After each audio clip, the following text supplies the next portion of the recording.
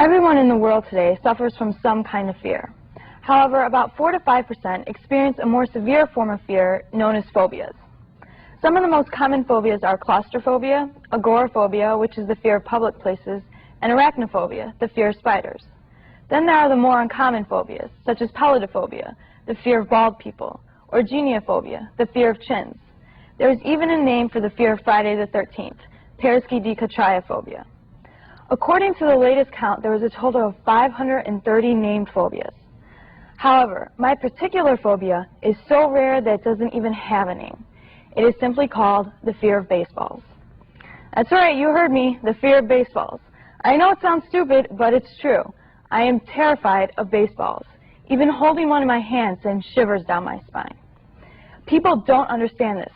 They do not understand that this is a real fear. I know it's been said that the only thing to fear is fear itself, but that's not true. I'm not scared of being scared of baseballs. I'm scared of the ball itself, this hard, round object that is usually flying fast through the air. But some people fight to the death with me about this. For example, just this weekend, I was at my friend's apartment, and they found out that I have an extreme fear of baseballs. So what do?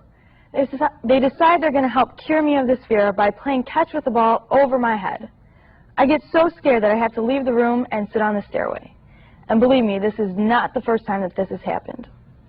Now, you may be wondering how I acquired this phobia. I was about 4 years old and on a t-ball team.